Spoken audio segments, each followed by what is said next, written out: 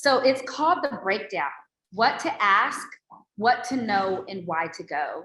Our panelists are Linda Brown and Elizabeth Morales, and our moderator is Dr. Kiki. And I'm so excited for this panel because when we talk about melanin mental health, quick short story, I'm telling people, I'm like, the US space, we're doing membership powered programming, the WOMI app, they're in it. We're doing Melanin Minds mental health conference. You should come. And they're like, I'm not crazy. And I'm like, that's not what mental health is about. So this panel is so important, especially to me, because we need to know what to ask, why even to go. And then something that is a new concept that I'm working on and working through is how to break up with your mental health professional once you're done with that part of the journey. You can't fix everything in one go round. You can't fix everything in one session. I believe during the clubhouse that we had 3 clubhouses. For y'all that don't know, we had a pre-conference clubhouse series with a lot of our mental health professionals that have been with us all day. So I have to say thank you to everybody that was in the pre-conference clubhouse series. There was a therapist therapy, Melanin Mothers, and we let Melanin moms come on stage and talk about their experiences on Father's Day. It was great. And then we also did medicinal, ancestral medicinal, holistic practices and talked all through that. So it was amazing. And I have a couple questions for Dr. Kiki as the moderator before we hop into you taking over the panel. Now, Dr. Kiki, we have interjected on so many ways. We met through Kimberly Evans. We both hopped into BGV, Black Girl Ventures, together. You're a member of the US Space. We both have podcasts. You're a supporter of Melanin Minds. You're a supporter of me. I'm a supporter of you. I love it. But I just don't know these things about you. So we're going to let everybody know. We're going to get a little personal because you have a podcast. So we get to do this. Okay. So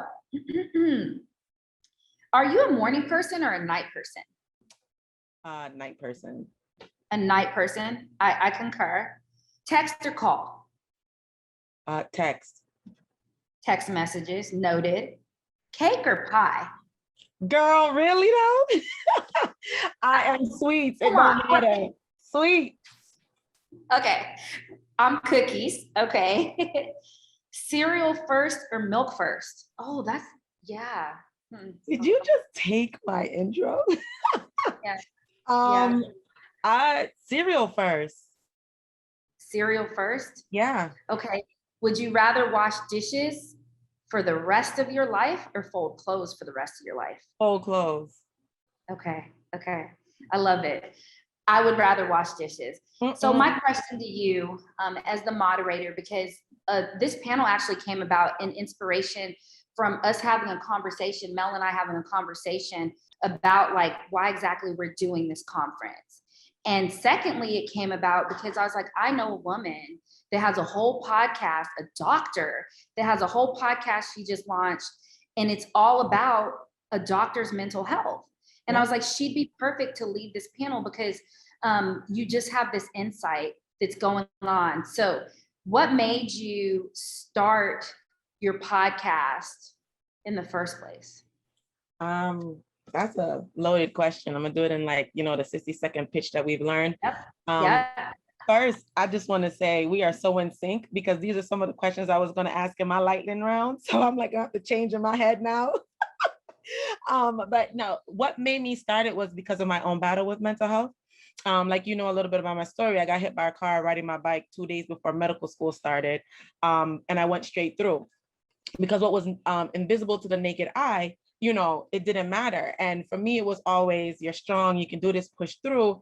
And in my community, not just being a Black woman, but being Jamaican, mental health is not one of those things that we talk about. So I went through, but me going through nearly killed me. Emotionally, mentally, physically, spiritually, psychologically, like every way you could think of it.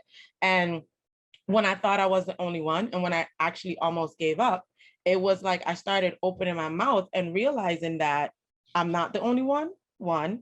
to being strong is being weak sometimes. And the lack of vulnerability is also an extra layer of weakness. So for me, it was like, okay, I need to do something about it. Having a podcast was not originally my thing because I became so antisocial. I was like, I hate talking to people because one of the things was, where do you see yourself? And I didn't see myself, right? I didn't have a future. Mind you, I have a master's and I have a doctorate, but it didn't matter. So eventually it was just like, well, you don't have to see yourself to be yourself and to have something and to be something. So the more I opened up is the more I connected. And then I realized that, you know, if I'm trying to do something for doctors, they hate reading. So putting it all in words is not going to be beneficial. And a lot of times we are voiceless because what a lot of people think that we have autonomy, we don't. So giving a voice to the voiceless was also something that, you know, made it so that the podcast came about. I love that. I love that. I'm going to let you take over. And because I jacked some of your questions, I just text you more because that's how we roll. Like, we're going to be transparent. We have each other's backs. We're not playing these games. Entrepreneurs know how to have each other's back. Women of color know how to work together. That's a stigma that we are also deleting. So there's a couple questions for you. I got you. I'm going to let you take over. Elizabeth, Linda, thank you. And y'all enjoy. Drop your questions in the chat and we're monitoring. Yes. All right, ladies. You might see my son pop up now and then because I am at a birthday party, but I have Gina's back, so I had to come through. See, here he is now. So like we just did, I have a lightning round and you both are going to answer. First part is personal, where it's going to be about you. And then the next part is like your experience in practice, right? All right, so I'm still going to ask this one because I like it. Morning person or night person? Night. Night person. Also. Okay, we get along very well so far. All right. Salty or sweet? Savory. It depends. I like them both sometimes, and I need my salt and my sweet. So I'm a sweet person. Nah. you say Yeah. salt to me. All right. So tissue roll facing inwards or outwards? Outwards, gotta be out. Yes, outwards. Okay. Are we island gals? Or are we country folks? No, not country. Country. Not country. So we're island folks. I prefer island over country. Yeah. Same. All right. So music or art? I'm a musician. Yeah. Mm.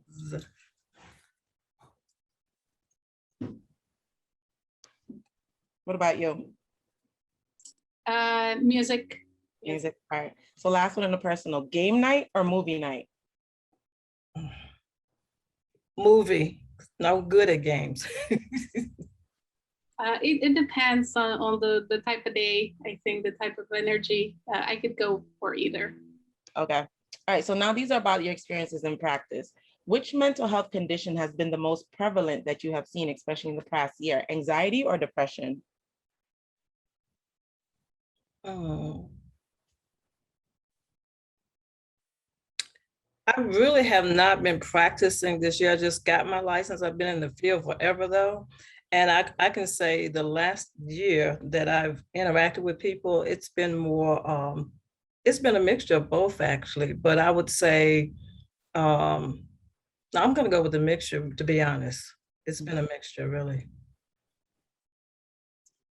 I would say for me, I've seen a little more anxiety, but then again, anxiety and depression are cousins. So, you know, if you see a little bit of one, you can see a little bit of the other one.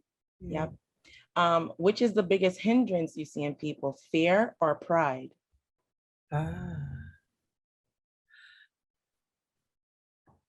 Oh, that's a good question. But I think it's fear for the most part. I would say fear, because a lot of the things, including pride, are kind of rooted in fear. Mm-hmm. Yeah. Okay, so people are usually afraid to seek any type of therapy, mainly due to misconceptions that the world has, or like personal beliefs. Or I should say society. For our culture, it's personal beliefs. It's a non-belief in there in Mhm. seeking any help, you know. No, it's taboo. Yeah, I think a lot of it's personal beliefs, and then again, our personal beliefs are heavily influenced by how society is, and you know what we consume and what we are taught. So I would say a little bit of both. I mean, I think a lot of times we take in other people's um, views of the world and us. Yeah. So I ask those questions because a lot of times we fail to realize how simplistic things can be. And we always make these grandiose ideas of things. And like, we don't understand that we relate on a lot of levels. Like anxiety and depression kind of go hand in hand, right? Like you both had to pause on that question. Fear and pride, like you said, they're mixed in with each other. So sometimes we put, focus on one. Sometimes it could be both. And not to blame anything or anyone, but understand that these are things that we all have to work through in different ways and different levels. And that's human nature. So to sit there and put the onus on someone else or point fingers, just, take it in levels and understand that we all have to work together and we all have an insecurity in something. And that it's better we work together as teams and not judge than to work differently.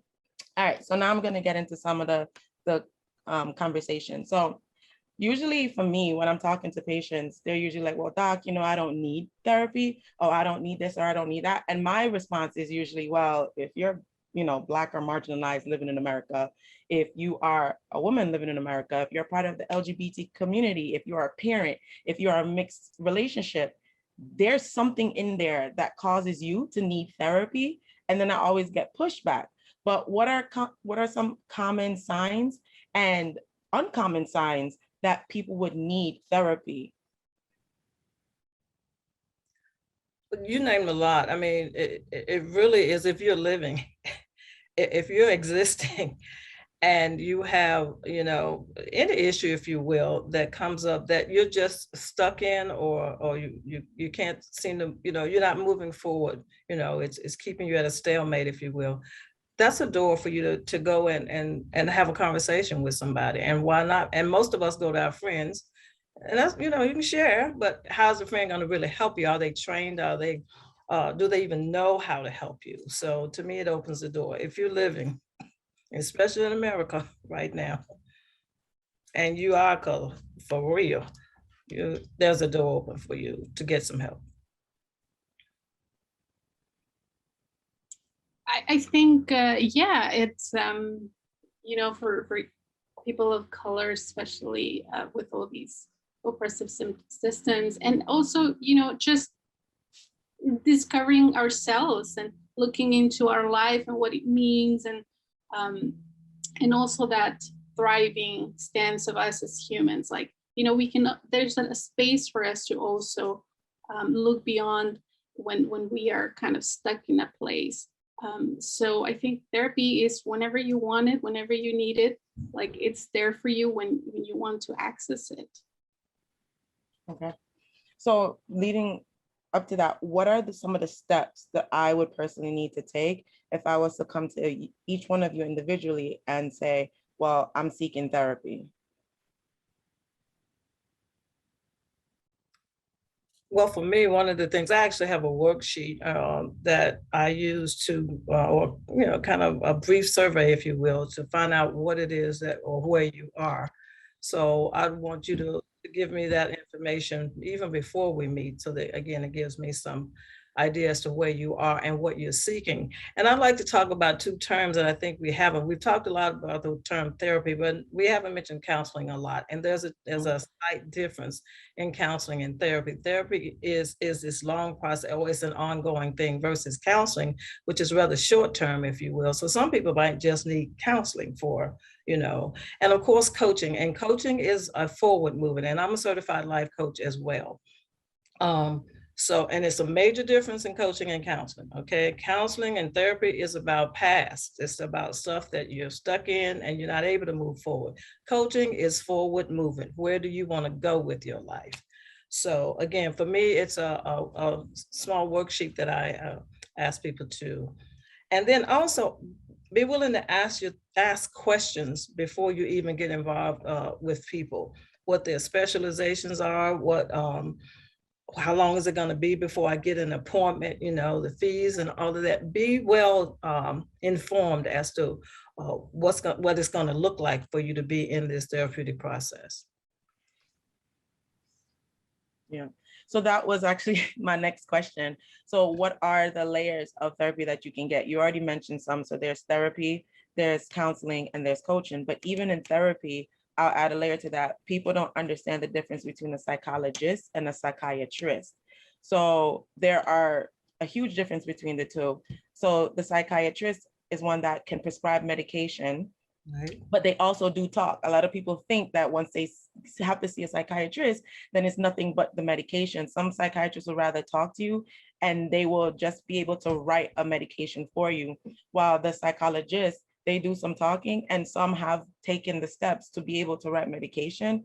It depends on their training and learning. So there's levels. And then even that, one of my questions is like, you have the breakdown, like, there's licensed family therapists, you even have pastors that are doing stuff like Miss Linda, you are in that realm, the religious realm. So there's different layers to it. So it's always good to know what you want to seek. And even another part you were touching was, what are some of the questions that I should ask? That's definitely the next question. So for you, what are some of the questions that you want people to ask, should ask, and they need to ask? Okay, you mentioned pastor piece, and I do want to touch on that just a little bit, if I may. Yes, I am an ordained minister, I'm a pastor. However, that does not give me the license to do therapy. And in the state of Florida where I am at, you can't even use the term counselor in your church. You can't say you're counseling anyone if you don't have the training and or the degree for it. You don't have to necessarily be licensed, but you have to have the training and or a degree. So that's something that I'm trying to get to pastors now, because pastors mean so much well. The church means well, but the church should stay in its lane, if you will, and leaders should stay in their lane. If you've not been trained to deal with various areas, like if you're not a musician, please sit down. I mean, don't come to the keyboard. Please don't bang. You know what I mean? It's the same difference for me. So stay in your lane, understand that, because so many people have been hurt in the church through the miscounsel, if you will, the misinformation from the word, the Bible said, hey, but God created us, Yes. different fashions. And I'm grateful, for the different capacities that I operate in. So please note that. But yes, going back to this, you should not be afraid to ask questions again of the persons that you're going to. Yes, there's a definite difference between psychologists and psychiatrists and therapists. And if you're licensed people, again, in the state of Florida, you must be licensed to be a therapist or to be a counselor. You just can't willy-nilly with that. So I hope that answers your question. Yes, Elizabeth, for you, what are some of the questions that you wish people would ask more when they're seeking care? Because I always tell people, finding a doctor, a counselor, a therapist, or anybody is like shopping for clothes, right? Like you got to try it on. If you don't like it, you return it, So it's the same thing. And a lot of people like to read the reviews, but not all the time do we have reviews on our counselors or anybody that we're going to seek. So what are some questions that you tell people they should ask, need to ask, and you would want them to ask? Yeah, I would say, I think kind of learning about the process right first, like, and so it's like, what does therapy mean? Like, what is my role? What is your role as a therapist? We can talk about like fees and money. Can I afford this service? Like, how much do I need to pay? Can I just do one session a month? Can I do 2 sessions? Do I need to do every week? And so any question that pops up, any concern, anything, I think it's very helpful. Like, is it bad that I'm looking for therapy? Like even those kinds of questions. People can ask, what is your experience? What have you worked on? Or what kind of patients and what kind of situations you have experience working with. Are you licensed? Here in California, where I'm at,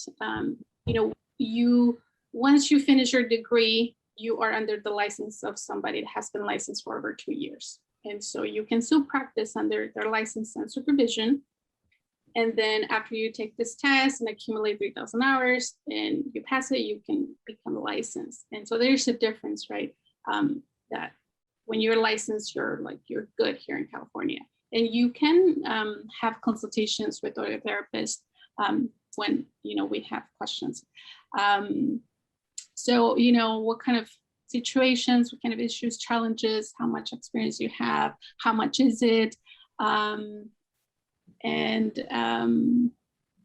Let's see, now, with telehealth, can I do telehealth? Do you have in-person sessions? Is that possible?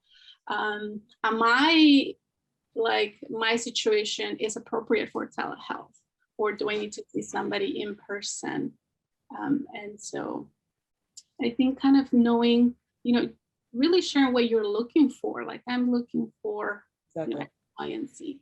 And, I think kind of feeling also how the relationship with the person, with the therapist, how it, like, the vibe, the energy, because that's who you're going to build a very, very important relationship with.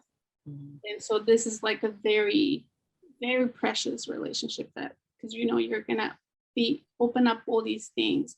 And so kind of feeling comfortable, feeling heard, really taking how it felt like to talk to this person. Like, does it feel okay? Like, oh yes, it feels good, or there's some hesitancy.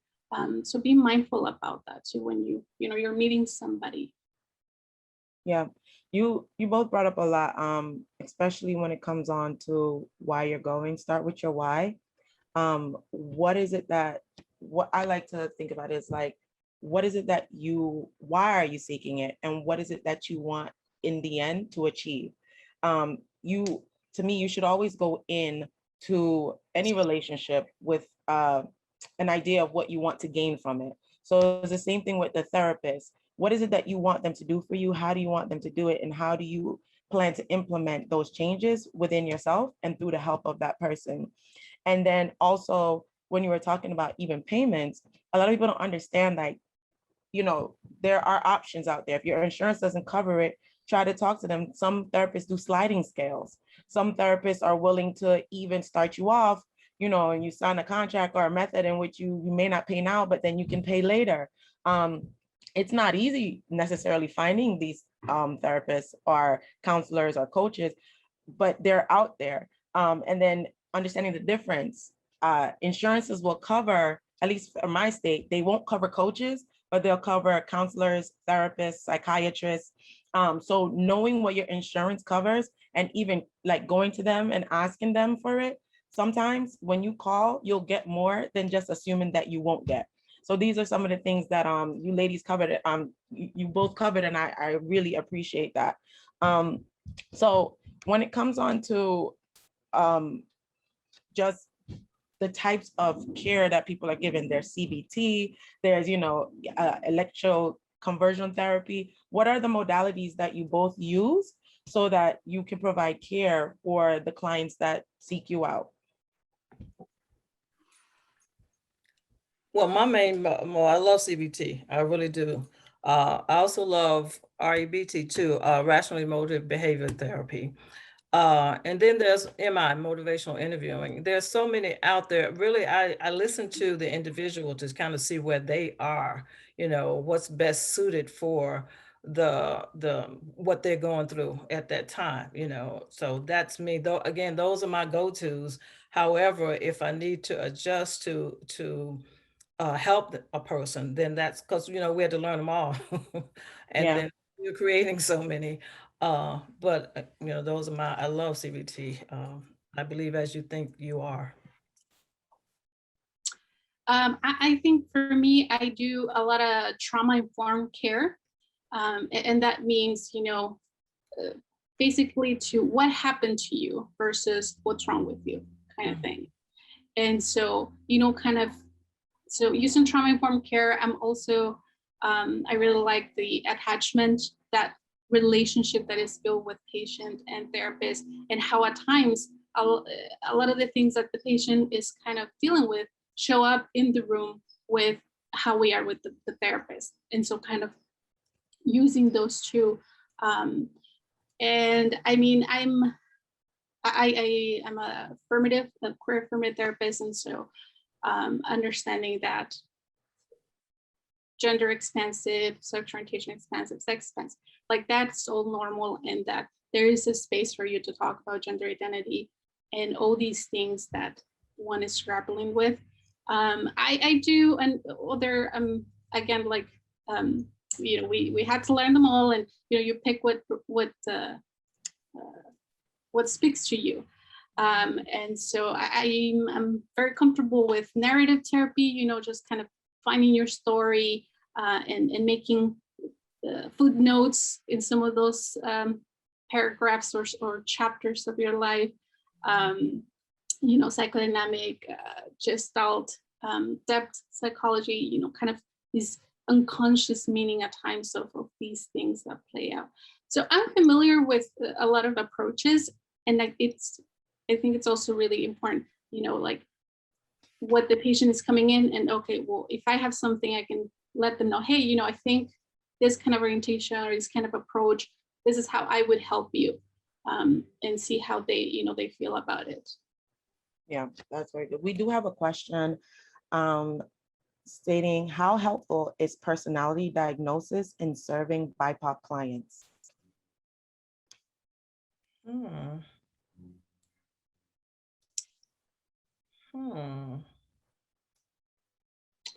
I think with the DSM and diagnosis, right? I think it's a helpful tool that we've learned to kind of categorize certain scenarios, circumstances, behaviors, right? To be able to treat them. And at the same time, I think it's really important to think of the context of people of color, and how at times maybe a diagnosis isn't so helpful in the way of treating them. And so I think for that particular question, I'm not very familiar with or don't have a lot of experience working with people that might have a personality diagnosis. So I wouldn't, that's not my forte. Neither is it mine. However, in my some things that I've developed in working with people at various workshops, I deal with the total person. I got this thing called How Are You Shaped? And it actually includes personality, because everyone has one. So I do take into consideration the person's personality, and that's from interacting with them. I don't necessarily do an assessment of their personality unless it's needful, you know, in the process. I think with us as people of color, BIPOC, that we have to take everything into consideration. And that's with anybody, no matter what culture it is, I'll be honest. Personality does play into it, but the disorder itself, as Elizabeth, I'm not as familiar with it. I've seen people with personality issues, you know, in a residential setting, but not direct work with them. So, but it's something to be considered, the personality itself, not the disorder, but the personality. Yeah, I agree. I think it's also beneficial to understand that the personality disorder is a disorder and not necessarily should be defining exactly of who that person is, and Right. still go into seeking care and treatment with the understanding that you're bettering yourself on all levels. So that's just one, which is psychological. And then you have your emotional, you have your mental, you have your physical, you have your spiritual. Did I say emotional? I think I did. So there's different layers that you want to also go in when you're seeking any type of care. And like for me, I'm not big on saying I am this, because I am a human being. Like there's other things that I could define myself by than just a mental disorder or illness, or however you want to define it. So, you know, there's many layers to it, but definitely go in with the idea of saying, I have this and I want to work on it, but just know that that is not necessarily you at the end of the day, and we can work through it. But that was a good question. I mean, this does go into the next question that I did have was, based, for both of you, like how much of you when you're dealing with the patients show up? Because I've had mixed reviews when it's dealing with clients and our patients, and they're just like, we love that you're involving your own personal experiences. And then there's somewhere it's just like, that's not what I need right now. So how much of you, Miss Linda, as like a Black woman, the pastor, now counselor, and Elizabeth, you are the queer Latina, all of that, how much of you both do you interject into those sessions to, draw into that counselor-patient relationship? For me, I used to show up too much, and I had to, well, I'm being honest, I had to really check myself. They told me in my school, when I was in grad school, okay, you got to be neutral. And I tried that, but that's, it's a challenge. So I don't see that you're really neutral. However, I see that you don't allow your personality, you, to get in the way of the process for the person you're working with. I choose the stance as in counseling as I do from coaching. It's about the person I'm working with.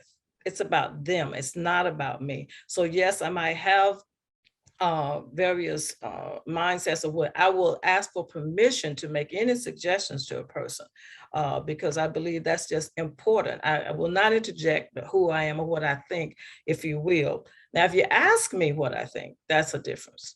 And I will be very mindful, if you will, or cognizant of answering that question, again, being relative to what the situation is. So it's a work, it's a work. I'm a big personality, if you will, so it's a work. And I make no bones about it, but I keep in the forefront, it's about the person that I'm working with. So for me, it's still an ongoing process, to be honest with you, as far as, how I am very vocal about who I am as a person and, as a therapist that will be working with you. And, it's very true. We as people that are practice therapy, we are not blank canvases. I think we are steering away from that notion that was practiced many, many, many years ago, right? Because that is just not possible, that we don't have our own biases, that we don't have our own attitudes, that we don't have our own life experience. And so and understanding that, that I will share certain aspects of my life as a person, being a therapist, like, for instance, right now, I'm very vocal about being a queer therapist, being an immigrant, right? And that those categories or those identities of me only help in the way that will kind of help the patient. Okay, there's somebody out there that is kind of, familiar with these situations, right? I don't intend to be expert on a particular subject. And also each person, even though we might share similar identities, maybe somebody that's from Mexico and I'm from Mexico, that just because you are from there, I don't know your whole life and I'm not expert in your life. And there are differences. And so knowing that at times, or even, being a queer therapist, people don't have to just explain to me, right? Oh, well, this means that, and this means this. Like I have an understanding, and at the same time, what does that mean for this particular person? And so when it comes to sharing about myself, I'm very mindful too, like, what does this mean for the patient? Is this going to help them? Is this like, am I doing it for myself? So, I remember, kind of wondering like, oh my God, that's like a very, very fast process that happens in our minds when I'm like, okay, how, kind of sharing with somebody and always being mindful, how is this going to help them? And if there's like, oh, I don't know, it's probably a sign that it's not gonna, it's not for them. Yeah. So it's an ongoing thing every day when we practice as therapists. I'd like to add something, an experience that I had with my very first therapist it was terrible. I mean, I was there about a particular thing, you know, and I was trying to work on my marriage. This lady was divorced and she was talking about divorce. And I'm like, I'm here to work on my mother. We didn't last, okay, because we weren't on the same page. So, you know, it was a little bit of her, and, you know, and that's what I'm talking about. You can't show up more, you know. No, that's true, and that's why I asked that, because you'll get a mix, and these are questions that, you know, you should even ask your therapist. Like, is this one-on-one where you just ask these questions, or is it a conversation, right? Even if you're going for family or marriage therapy, are you divorced or are you not, right? How many Black people, if you're Black, have you worked with? How many queer people have you worked with?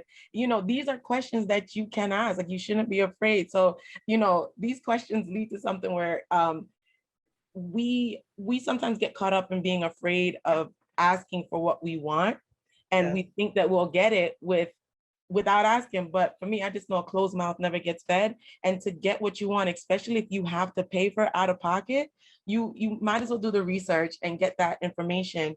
And you can definitely audit them too, you know, do a couple of sessions. And if it's not working, it's not working, and that's fine. And that leads to the next question.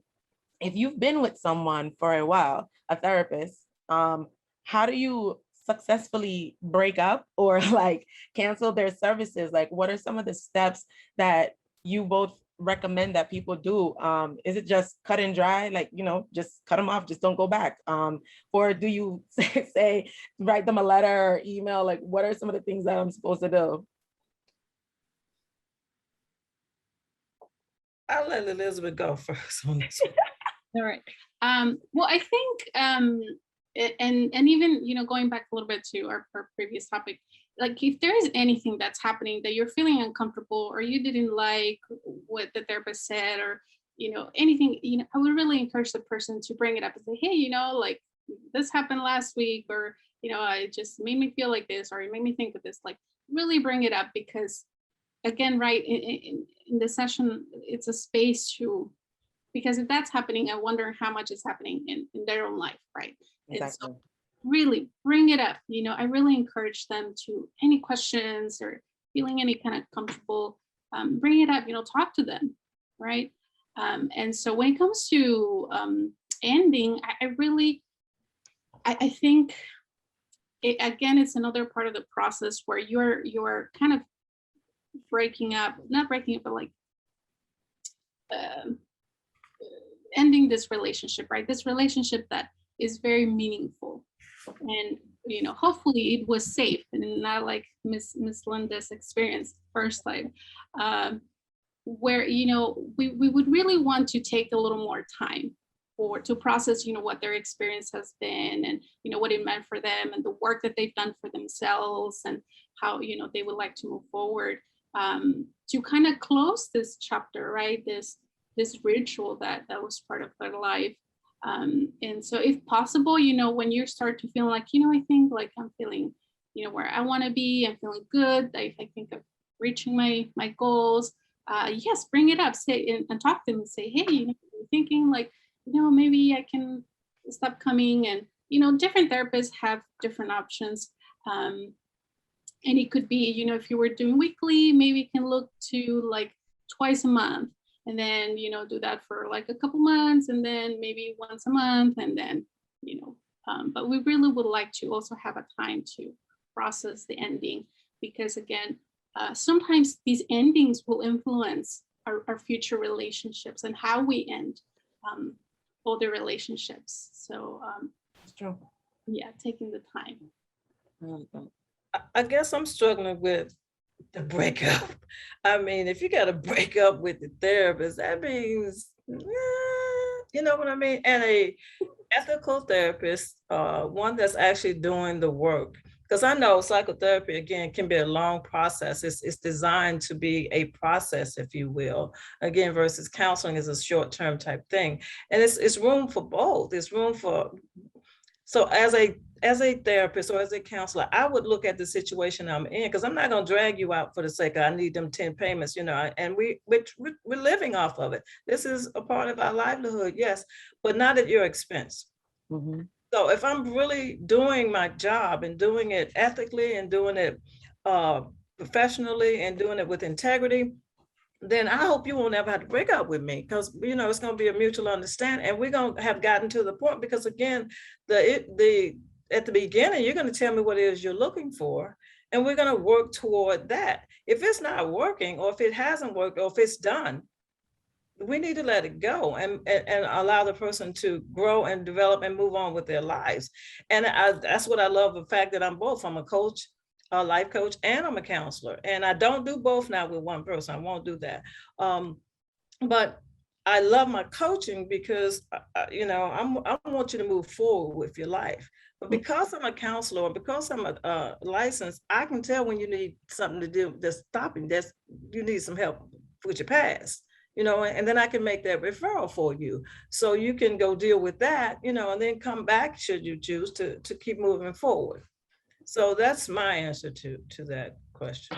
Yeah. So for me, it's like, there's going to be moments where it's just like, we feel like our personalities don't match, in that first meeting, but give it a try, because it could be that sometimes when it's just the personality, it's either something you're lacking or you wish to gain from something that you're projecting onto someone else, right? Or that person is more so direct and you're more timid, or they're extroverted and you're introverted. So you're not clashing on those levels. So it's kind of like also giving that other person a chance and learning how to relate to someone else outside of what you're used to, because we kind of seek similar personalities and similar, cultural comforts.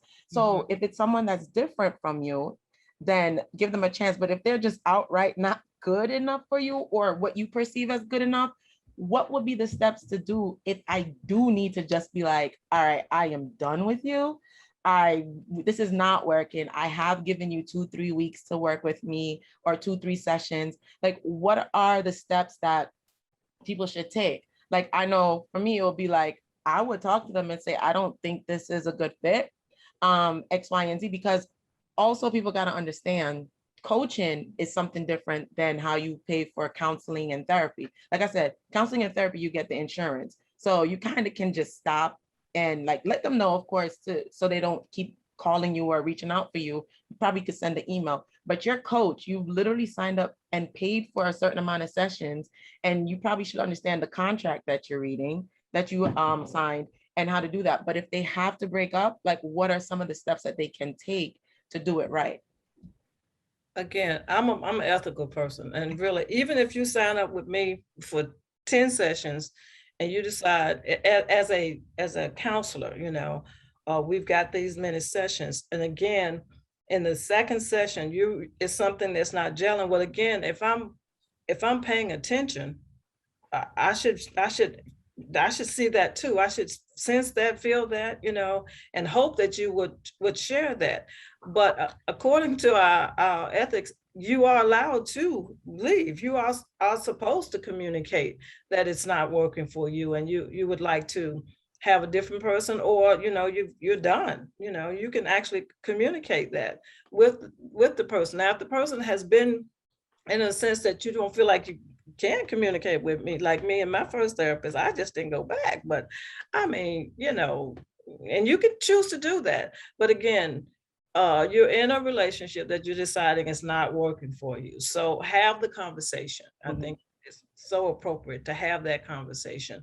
And then if that person is not amenable to what you're saying, you always go to this person right above them, to let them know.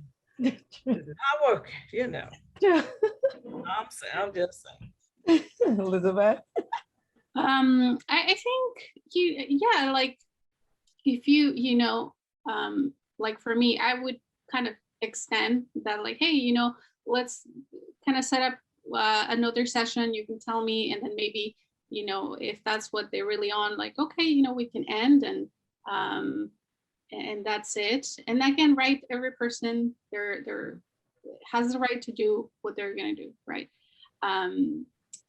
But for me, it would be like, just have one last session. Okay, we're done. Like, I kind of, if they need referrals, maybe there's some people that might fit. But I think it will inform them as far as like what they're looking for and what they're not looking for.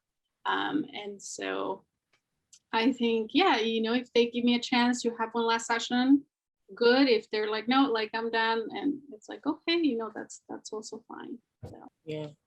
yeah. So pretty much have the conversation is what I'm hearing. Don't just like up and leave, because I can see where it's like you guys do build like this connection with your clients, because you are kind of getting their innermost thoughts, their deepest, darkest secrets to some point. So to just cut it off without any warning, it does something to both sides. So I agree, like having that conversation, at least letting your therapist, your coach, your counselor know how you're feeling, it's only beneficial to your growth and healing. And that's something that people don't understand. Growth and healing are two different tracks, right? And you got to be able to understand both are needed, but both take their own energy and time and space. And for you both, you say communication, but on the flip side, have you both had to break up with someone, or you haven't gotten to that point yet? And like, what was that emotional journey and what did you have to do? I saw the question and I was trying to see who, you know, because What I'm I was pretty, asked? yeah, I'm pretty, matter of fact, if you will. I want you to tell me, because I want to learn from the experience to know what it is I did or didn't do, so I could better myself, you know, in a different space. I don't recall ever having to break up with someone or cut them off, if you will. I did ask one of my clients recently, I did ask her, was it working for her? Because I noticed that it was either showing up late all the time or something. And I said, well, you know, is this process really working for you? And she's like, oh yeah, it really is. And I'm like, oh, okay. Because I'm thinking maybe not, you know, but she said yes. And then we did continue for a little bit longer. So. Gotcha. Elizabeth, did you have that? Well, I could think of probably my recent transition from working in a community agency into starting my private practice. And in that, I would say I was the one that kind of left. And so, yeah, it is also a really important process for me as a therapist, and, you know, working through the feelings and the things that come up for me as a, you know, because it's like, it's me as my person and what I need as a person, and also my my profession, my practice, and how at times, you know, they weren't kind of matching. And so, yeah, I had to end with the patients that I was working with in order to transition for me. And you know, pretty much kind of have this process of ending, like, hey, you know, I'm transitioning, this is what's happening with me, this is what I think our plan can look like, and kind of, you know, working through them with those feelings and those thoughts that are coming up as I'm the one that's leaving and moving. And so it's you know, it's part of having those conversations again and normalizing and validating, you know, what their experience is. And so, yeah, I had to do that recently. She just reminded me of something I actually did too, because I actually was relocating and I hadn't been with the company a long time, but I was going, you know, with one of my clients and share it with the parent. I had to let the parent know because I was working with people under 18. That lady cussed me out. I mean, ooh, she wasn't happy at all.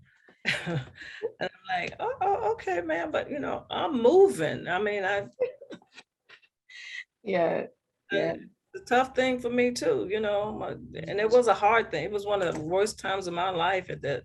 So she didn't know that, and I just let her have that. So, okay, thank you, and kept it moving, you know. I can imagine, like Elizabeth, it felt like it was recent and raw. Like I felt the emotions as you were talking, like that was a recent. But it just show you do get emotionally attached to your work and to the people that you serve. And you know, that's part of it. And that's something that you want them to understand, right? And I felt it though. I know we did have a few questions that they wanted addressed. Like one was tips for encouraging Black men. I don't think it's like Black men, BIPOC men in general, to seek mental health support when they're having any mental health issues like depression or anxiety. Do you guys have any tips for that? No, we have a few more minutes. So yeah, I pray a lot for them because it's really a challenge. I'm just, I'm a realist. And I mean, it's so challenging for the brothers because they seem to be in the place where they don't get it. So I do a lot of encouragement with them, and I flip it to them, when I'm challenging them and talking to, especially the young ones, I say, a whole nation is after you. You should find out the value in your life to see what that value is and cultivate that. And then if you need some help with it, go get some help to get it, I actually stopped 2 kids one time from stealing, jacking a car. They were jacking the car. That's a long story, and we wouldn't believe it anyway. But nevertheless, I'm getting them to a point that challenges are going to come in your life. They really do. And it's okay to ask for help. The barbershop is good, but it's just exchanging stories, if you will. There is a professional out there. There is help for you, Yeah. That's been my experience. It's been challenging. Yeah, I think for me, it would be kind of sharing more information to help them get rid of that stigma. And that could be just, as we go through life, and also, putting out things on social media or on YouTube, and just information so they know, right, that there's this option for them, and kind of redefining what strength is, what vulnerability is, what these terms are that are, instead of helping us, at times are more harmful. And so just, you are not alone. There's nothing wrong with seeking any type of support or guidance. There are many different ways. There's therapy, there's like peer groups, there are just, organizations, there's whatever feels more comfortable, that there's something out there that you don't have to go along with all the things that you're dealing with. Yeah. So we got 4 minutes left. And then within that time, this is where I'm getting personal with you ladies. And I'm gonna ask a question I ask on my podcast, which everybody loves but hates at the same time. In one word, if you could define yourself, what would that word be and why? And how did it get you to where you are today? And that has to be done in like 2 minutes because we don't borrow time. So one word to define yourself, and how did it get you to where you are today and through your mental health journey?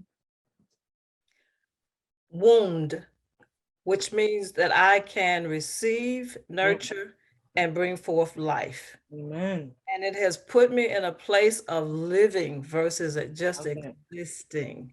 The fact that I can be a mother figuratively and literally. And I now have moved into the figurative sense. I'm always going to be a mom on the literal side, but figuratively, I'm here to bring life to whatever situation I'm connected to, if you will. I'm here to nurture that life. And mothering, part of mothering is to cut off, meaning that umbilical cord.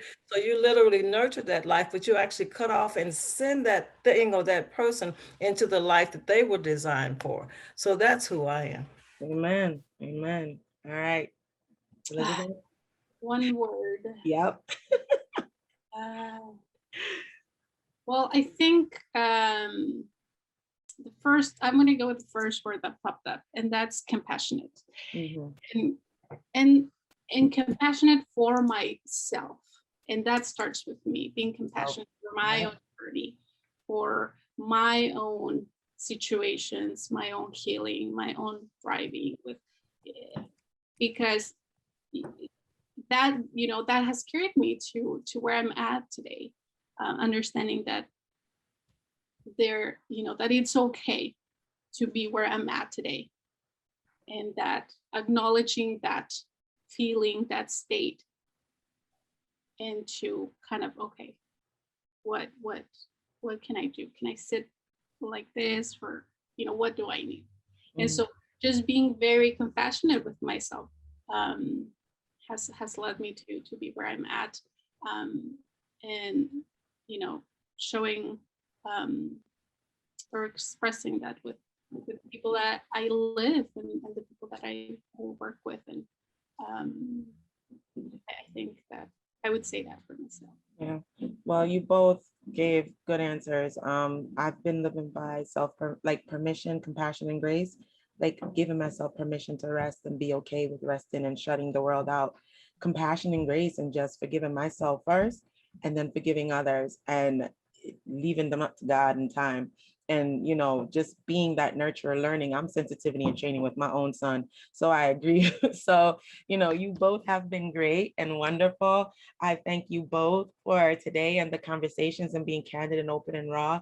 And then I thank both of our hosts, our gracious hosts, for having us on today and being just beautiful souls and putting this whole event together. So I definitely thank everybody for this opportunity, and I wish you all the best and success in everything that you all are doing.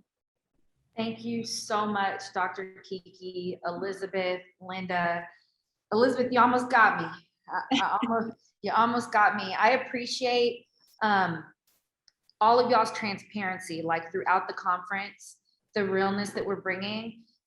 It very much reminds me of the pre-conference clubhouse where we were talking about therapy, and I asked the question, I said, well, what do you say to somebody if they're like, my therapist does therapy, they can't be my therapist? And I mean, you know how clubhouse, the mics came off, and it was like, if our mental health's not right, I was like, okay, this is good. So I appreciate us just normalizing these conversations around our mental health. That's the whole point of this conference. Normalizing conversations, giving a platform to our Melanin Mind mental health professionals, letting people know that we're out there. Y'all are out there. Y'all are sound. Y'all are solid. Y'all are BIPOC, LGBTQ plus, Black, male, mixed, over here being queer and everything else in between. And you can find somebody for yourself, and you can find somebody, you can connect with them. And let me see, because I took notes. I'm over here, look, y'all, I got like school going on. We got our little, what are the composition notebooks? We got our composition notebooks. And Dr. Kiki, you said something. You should ask your therapist questions. And I didn't even know that you shouldn't not be invasive like that, right? Like you said, closed mouths don't get fed. That applies to therapy and mental health as well. And what I wrote down when you said that is, don't be scary. Go ahead and ask. And if that person has a problem with you asking questions, they're not the therapist for you. They're not the mental health expert for you. And then Linda, you said, if I'm paying attention, and I love how you put it on you. If I'm paying attention, then you're going to know when something doesn't vibe, and you're like, I'm going to ask. And the barbershop is good, right? The barbershop's good, but it's not for mental health. Our melanin men, I know, but there are women that go to the barbershop now. We'd be buzzing it out. Hey, yeah. But that, and then Elizabeth, again, you talked about normalizing it. And that goes back to the Melanin Minds mission, normalizing the conversations. It goes back to the mission of Let's Talk My podcast, normalizing conversations around women so it's a safer place in the world for us. All of these things. So again, we appreciate y'all on the panel. Before y'all hop off, because I didn't do my job, we're gonna read y'all's credentials, because not only are there, first names, there's letters behind, there's letters in front, all of this kind of stuff. So Mel's gonna take it because she's the organized one. Oh, just copy and paste things. Copy and paste. But yes, so our amazing moderator, Dr. Kiki, is an osteopathic physician and founder of Doctors Under the Radar podcast and brand, advocating for the health and mental wellness of our doctors, our physicians, our caregivers that are taking care of us, right? Who are still very much human. So if hopefully Dr. Kiki, you're sticking around with us, hop into the vendor breakout room, Doctors Under the Radar, if you want to talk to Dr. Kiki.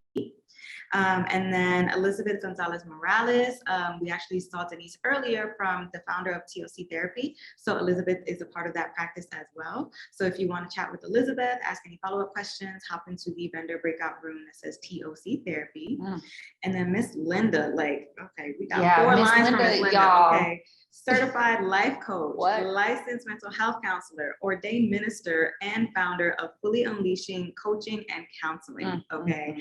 And she was actually so gracious to give away, I believe it was a Perfect for Your Purpose workshop to one of our Instagram followers. So definitely, if you want to get some more insights from Miss Linda and speak about or learn about more of her business, how you can work with her one-on-one. She has one-on-one coaching and counseling. She has workshops. So definitely hop into the vendor breakout room that says Fully Unleashing Her. And that's where you can talk to Miss Linda. And yeah, we just wanted to give y'all your flowers and read off your credentials, because it's, you know, y'all are out here giving us freebies and really just dropping gems. Like I have a whole pocket full right now. And again, shout out to Dr. Kiki. Thank you for supporting and being a member of the US Space. Miss Linda, thank you for supporting and being a part of the US Space as well. We appreciate y'all. Enjoy your evening. Stick around.